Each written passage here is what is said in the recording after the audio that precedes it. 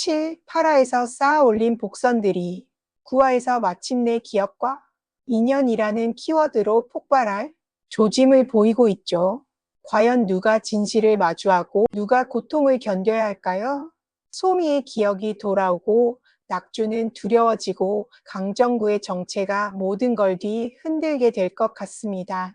소미의 기억으로 인한 낙준과 소미의 관계, 강정구는 정말 누구인지 이야기해 보겠습니다. 천국에서조차 편치 않은 만남이 있습니다. 바로 해숙과 살아생전 자신을 괴롭혔던 시어머니의 재회입니다. 해숙은 그저 불편하고 시어머니는 여전히 예전 그 모습입니다. 불편한 감정을 애써 외면한 해숙은 교회로 도망치듯 향하고 그곳에서 고구마를 캐고 겉절이를 무치며 목사님과 소소한 하루를 보냅니다. 하지만 따뜻했던 하루의 끝, 시어머니는 다시 집에 나타나고 해숙은 감정의 한계에 도달합니다. 이 갈등은 아들인 낙준과의 충돌로 이어집니다. 나를 사랑하는 만큼 어머니도 사랑해주면 안 돼? 낙준의 말은 해숙을 더 외롭게 만듭니다. 두 사람 사이엔 다시 냉기가 돌고 감정의 골은 점점 깊어집니다. 한편 지상으로 내려간 낙준과 소미. 소미는 낯선 골목에서 꿈에서 본 그대로의 티셔츠를 입은 할아버지를 마주치고 갑자기 터져 나오는 정체불명의 분노에 휘말려 그의 목을 조릅니다. 그를 말려낸 낙준. 그리고 충격적인 진실, 그 할아버지는 낙준이 오래도록 찾아 헤맸던 인물, 전직 형사 강정구였습니다. 이 사건은 소미의 잃어버린 과거와 낙준의 기억나지 않는 진실이 어딘가 맞닿아 있다는 걸 암시합니다. 소미는 낙준의 시계를 통해 지상의 꽃을 만지고 어느 한 아이의 장난감을 손에 쥐었을 때는 설명할 수 없는 슬픔에 휩싸입니다. 무의식 속에 잠들어 있던 감정의 조각이 움직이기 시작한 것이죠. 그녀는 꽃반지를 만들어 낙준과 나눠 끼고 자신도 모르게 낙준에게 마음이 기운 것을 느낍니다. 하지만 동시에 죄를 짓는 것 같아라며 스스로를 자책합니다. 해숙은 여전히 낙준과의 갈등 속에 혼자 교회를 찾습니다. 그곳에서 막걸리와 술빵을 만들며 이곳에서도 누군가와 관계 맺음을 시도합니다. 처음 막걸리를 마신 목사님이 취한 모습이 5살의 교회에서 짧은 생을 마감한 어린아이의 모습이 보여서 짠한 마음이 듭니다. 해숙은 결국 시어머니의 집을 직접 찾아가 그녀가 환생을 신청했다는 사실을 듣게 됩니다. 이후 낙준과 함께 환생하러 가는 시어머니를 배웅하게 되죠. 환생의 문학, 시어머니는 전생의 인연을 마주합니다. 어떤 생에선 해숙과 친구였고 또 어떤 생에선 전쟁터의 적수였으며 다른 생에선 며느리와 시어머니가 뒤바뀌기도 했습니다. 모든 인연은 돌고 돌아 지금 이곳으로 이어져 있었습니다. 결국 두 사람은 마음을 나누며 화해하고 그 인연의 한 고리를 내려놓습니다.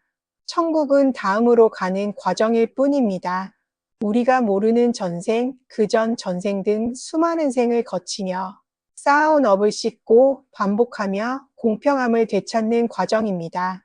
센터장의 이 말은 단지 삶과 죽음을 넘는 세계관을 보여주는 것 이상으로 인연을 대하는 우리의 태도를 묻는 장면입니다.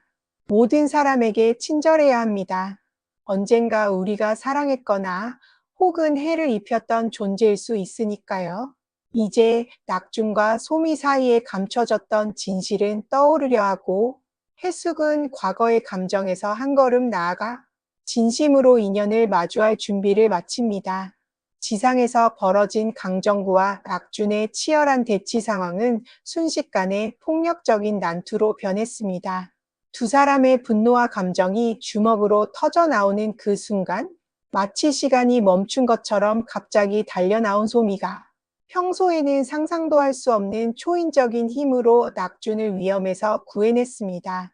그녀의 몸이 스스로 움직이듯 본능적으로 강정구를 막아섰고 그 모습을 지켜보던 낙준의 머릿속에 번개처럼 스치는 깨달음이 있었습니다. 소미의 기억, 그 안에 내가 있어? 그리고 나는 그걸 알고 있었을지도 모르겠어. 소미의 몸은 오래전 그날의 사건을 여전히 생생하게 기억하고 있습니다. 그녀의 세포 하나하나가 그때의 공포와 아픔을 간직한 채 서서히 깨어나고 있죠. 강정구는 그날 어떤 끔찍한 죄를 저지른 자이자 소미의 기억 속에서 가장 두려운 존재로 자리 잡고 있습니다. 그의 존재 자체가 소미의 잃어버린 기억을 조각조각 되살리는 방아쇠가 되었죠. 그리고 낙주는 그 사건의 현장에 있었을 수도 있는 사람, 어쩌면 모든 것을 목격했을지도 모르는 증인입니다. 하지만 그는 그때의 일을 전혀 기억하지 못하고 그 공백은 마치 깊은 심연처럼 그를 더욱 불안하게 만들죠. 소미가 조금씩 하나둘 자신의 과거를 회복해가는 사이 낙주는 끝없이 이어지는 기억의 공백 앞에서 점점 더 크게 흔들립니다. 그동안 무의식 속에서 소미를 향해 느껴왔던 설명할 수 없는 미안함은 이제 점점 더 큰 두려움과 공포로 변하기 시작합니다. 낙주는 자신의 과거 행적에 대해 완전히 불확실한 상태에 놓여 있습니다. 그는 스스로가 무슨 일을 했는지 혹은 하지 않았는지조차 정확히 알지 못하는 혼돈 속에 있습니다. 이러한 미묘한 긴장감을 예리하게 포착한 해숙은 소미와 낙준 사이에 흐르는 이전과는 다른 불편한 기류를 즉각적으로 감지합니다. 처음에는 이 상황에서 오는 복잡한 감정을 겉으로 드러내지 않을 수 없었지만 결국 그녀는 더 높은 차원의 이해와 포용으로 소미에게 한층 더 따뜻하고 진심 어린 태도로 다가가기로 결심합니다.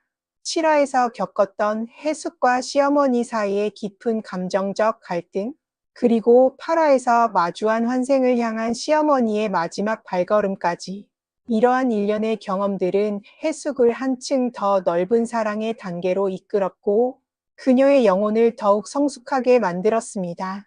이제 그녀는 누구의 편에 서서 판단하려 하지 않고 모든 인연이 가진 고유한 의미와 가치를 있는 그대로 받아들이고 품으려 합니다. 그녀가 앞으로 천국 우체국에서 써내려갈 편지에는 분명 모든 이를 향한 깊은 이해와 중립의 사랑이 고스란히 담길 것입니다. 8화에서 소미는 한 아이의 장난감을 발견했습니다. 그것은 마치 시간이 멈춘 듯 그 자리에 고스란히 남아 있었죠. 그때 소미의 가슴 깊은 곳에서 설명할 수 없는 깊은 슬픔이 올라왔습니다. 마치 오래전부터 알고 있던 무언가가 그녀의 내면을 흔드는 것 같았죠. 그리고 9화에서 그 장난감은 그녀의 잃어버린 기억을 되살리는 강력한 매개체가 될 것입니다. 흐릿했던 기억의 조각들이 하나둘 선명해지면서 과거의 진실이 모습을 드러내기 시작하겠죠. 그 장난감은 단순한 물건이 아닌 과거의 비극적인 사고를 풀어낼 수 있는 결정적인 열쇠입니다. 아이의 갑작스러운 교통사고 혹은 알 수 없는 실종 사건, 그 모든 것의 중심에는 이 작은 장난감이 있었을지도 모릅니다. 소미는 그날의 사건을 목격했던 유일한 증인이자 그 끔찍한 순간에서 살아남은 생존자였을 가능성이 점점 더 커지고 있습니다.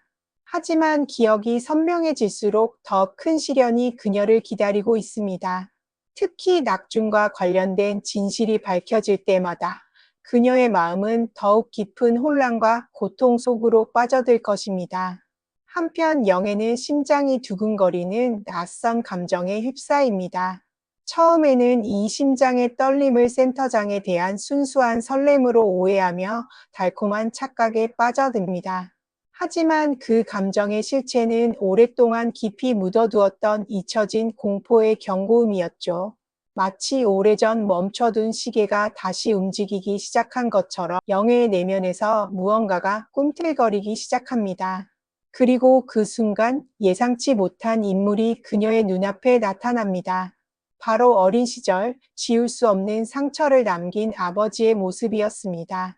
이제야 명확해집니다. 센터장과의 만남은 오래된 마음의 상처를 보듬어주는 치유의 과정이었고 아버지의 갑작스러운 등장은 겨우 아물어가던 마음의 균열을 다시 벌어지게 만드는 계기가 되었습니다. 기억과 현실이 뒤섞인 혼란스러운 갈림길에서 흔들리는 영애는 이제 자신을 지키기 위한 두 번째 용기 있는 선택의 순간을 마주하게 됩니다. 정리해보면 강정구는 소미의 기억 속 가장 두려운 존재. 소미는 기억을 되찾고 낙주는 그 기억에서 멀어져만 갑니다. 해숙은 감정에서 진심으로 나아가려 하고 영애는 트라우마를 마주하며 또 다른 성장의 길 앞에 섭니다. 과연 구화에서 소미는 기억의 전부를 떠올릴 수 있을까요? 낙주는 그 기억과 함께 용서를 구할 수 있을까요? 그리고 강정구, 그는 진실을 꺼낼까요? 아니면 또다시 침묵할까요? 여러분의 생각은 어떠신가요? 구독, 좋아요, 알림 설정 부탁드립니다. 그럼 다음 회차에서 또 만나요.